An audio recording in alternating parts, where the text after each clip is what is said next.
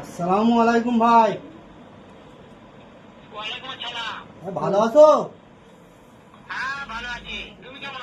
ভালো আছি।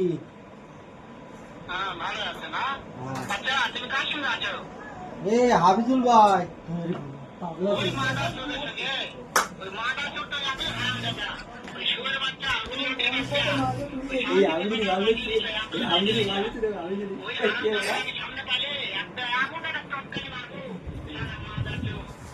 কি হয়েছে, তুমি গাল দিচ্ছ কেন?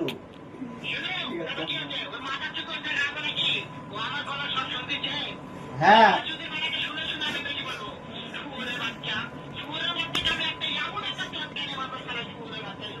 কি কি সব বলছো?